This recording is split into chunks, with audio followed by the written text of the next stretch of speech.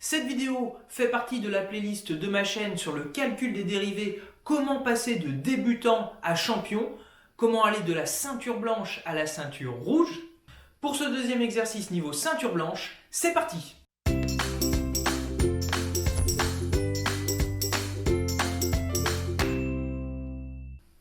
Je te mets l'énoncé de l'exercice en grand, je t'invite à le chercher par toi-même et ensuite nous passerons à la correction.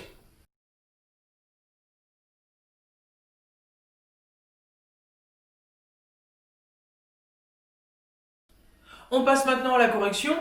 J'ai réécrit l'énoncé des 4 premières questions. La consigne est à chaque fois la même. On nous donne une fonction et il faut déterminer l'expression de sa fonction dérivée. Comme je le répète à chaque fois, pour chacune des vidéos de cette playlist, l'objectif c'est de se concentrer sur les calculs.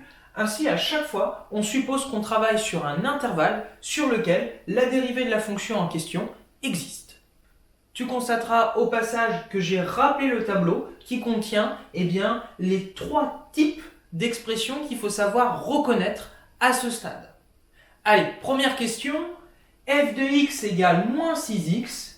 On reconnaît quelque chose de ce type-là. Une constante qui vaut moins 6 fois x. Donc, l'expression de la dérivée, c'est la constante en question. Donc, f' de x est égal à moins 6. Deuxième question, g de x égale x au carré. Alors là, on reconnaît une expression de cette forme-là. Et on sait que du coup, l'exposant du x va venir se mettre devant x. Je peux donc écrire 2x. Et on fait un exposant de moins. Donc 2 moins 1, ça fait 1.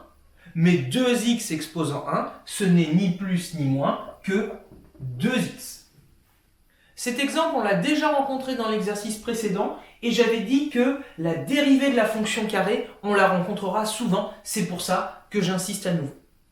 Troisième, h de x égale moins racine de 2.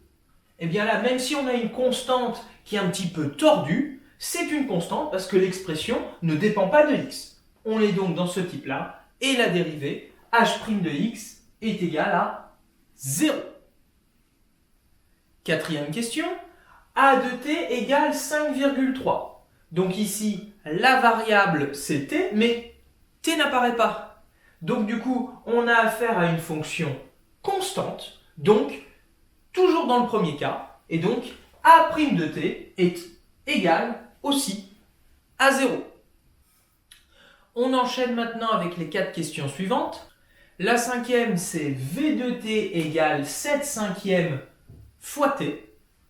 Donc ici, la variable c'est t, on la traite comme si c'était x, et on reconnaît quelque chose du deuxième type, c'est-à-dire une constante, 7/5, multipliée par la variable t, donc l'expression de la dérivée, v' de t, ce sera la constante, en l'occurrence 7/5. Sixième question, u de r égale r au cube. La variable ici, c'est r. On a r exposant 3, ça nous fait tout de suite penser à la troisième ligne, donc qui se traite toujours de la même façon. On vient mettre l'exposant devant, alors pas le x ici, mais devant r. Et comme l'exposant est, entre guillemets, descendu, on soustrait un exposant. 3 moins 1, ça fait donc 2. Et donc, u' de r est égal à 3r au carré. Avant-dernière question, i de r égale 1,7r. La variable c'est r. Là on reconnaît quelque chose du deuxième type, une constante fois la variable. La constante c'est 1,7, donc i' de r est égal à 1,7. Dernière question, m de p égale 1 tiers. La fonction s'appelle m, la variable s'appelle p. D'ailleurs, p n'apparaît pas dans l'expression de la fonction. On est donc dans ce type-là et on sait que m' de p sera donc égal à 0. J'espère que ce nouvel exercice t'a permis de clarifier et de consolider ce que tu avais déjà compris auparavant. Tu es donc maintenant prêt à passer à la suite et je te donne donc rendez-vous à la ceinture jaune.